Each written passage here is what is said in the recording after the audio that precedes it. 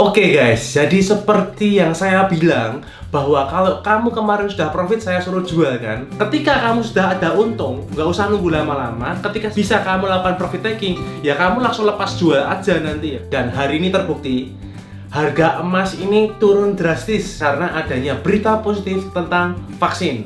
Tapi jangan senang dulu tentang berita vaksin yang positif ini, karena apa? Tonton sampai selesai.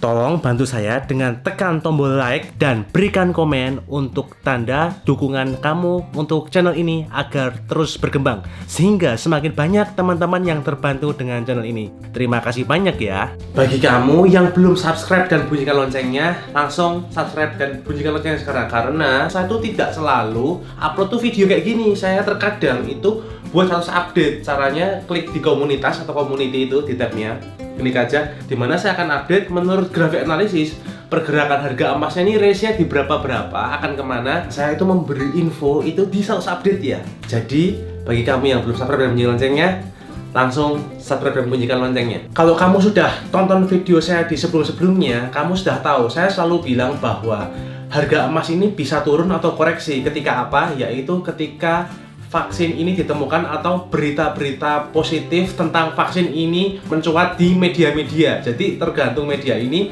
dia mau memblow up apa gitu ya. Ketika yang di blow up atau yang diliput adalah berita positif tentang vaksin, maka harga emas akan koreksi atau turun.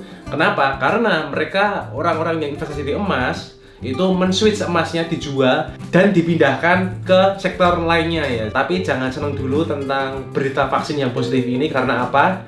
Tonton sampai selesai. Jadi, kenapa kok bisa harga emas US dollar per troy ounce ini turun sampai sekitar 4%? Itu disebabkan oleh perusahaan Pfizer vaksin ini. Dia mengumumkan bahwa vaksin yang di trial dia ke 44.000 kandidatnya itu hasilnya 90% efektif ya. Jadi angka 90% memang angka yang cukup besar. Tapi tunggu dulu, jangan terlalu senang dulu. Ya, ini adalah berita bagus ya. Tapi kedepannya ini masih dipertanyakan. Karena apa? Ini kan kita tidak tahu apa efeknya jangka panjangnya, side effect atau efek samping. Dan kita tidak tahu kecocokannya dengan etnis yang berbeda, umur yang berbeda. Intinya banyak faktor. Misalkan nantinya ketika sudah ada dipublish ke umum, dijual ke umum, apakah publik atau masyarakat ini menerima atau trust atau percaya kepada vaksin yang ada? Padahal ini kan yang namanya tahu side effect dan kawan-kawannya itu tadi yang saya sebutkan, itu kan butuh waktu. Padahal ini kan baru dites efektif atau tidak saat ini.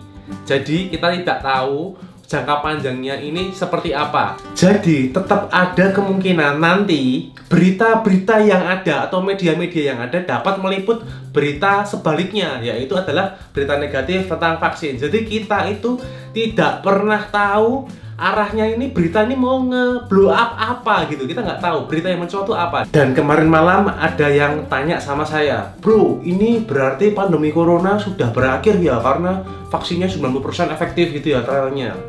Saya jawab belum tentu. Karena apa? Karena ini itu baru fase ketiga trial ya, dimana ya kita tidak tahu apa yang akan terjadi nantinya. Misalkan tiba-tiba ada orang yang pakai vaksin tadi terus tiba-tiba mati, atau tiba-tiba ada efek samping apa, kita tidak pernah tahu. Dan nanti ini tergantung oleh medianya bakal di blow up atau tidak. Jadi kita tidak tahu apakah si big player ini akan memblow up misalkan ada kejadian-kejadian negatif untuk vaksin tersebut. Jadi kalau ada yang tanya lagi sama saya, ini waktunya beli atau masih bisa turun lagi? Jawabannya masih bisa turun lagi. Ada kemungkinan, tergantung nanti lanjutannya bagaimana untuk newsnya. Jadi tetap ikutin newsnya.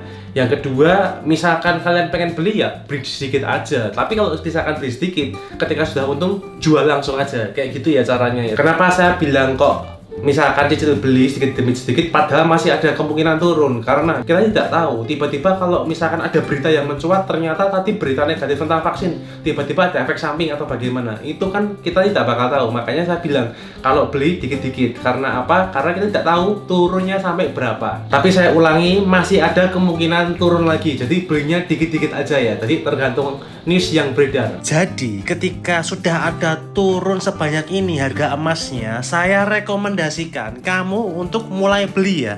Karena jika misal turun lagi ya beli lagi. Tetapi misalkan kamu nanti sudah beli sekarang, kamu bisa langsung untuk short term profit taking dengan kuncinya pilih emas yang potongan jual belinya yang paling rendah ya guys.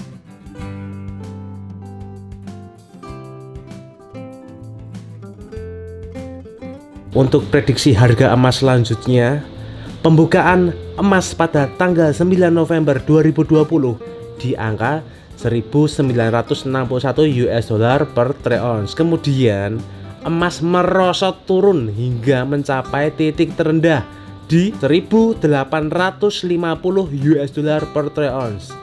Dan penutupannya pada tanggal 9 November 2020 di angka 1863 US dollar per troy ounce. Dan emas menunggu sentimen positif untuk ke 1905 US dollar per troy ounce. Jika emas mencapai 1905 US dollar per troy ounce, maka akan mencoba ke angka 1922 US dollar per troy ounce. Dan targetnya di angka 1938 US dollar per troy ounce. Sedangkan jika emas gagal mencapai 1905 US dollar per troy ounce, maka emas akan mencoba ke 1850 US dollar per troy ounce dengan batas bawahnya ke angka 1822 US dollar per troy ounce. Bagi kamu yang ada pertanyaan langsung komen, nanti akan saya jawab di video selanjutnya. Thank you for watching and see you on the next video.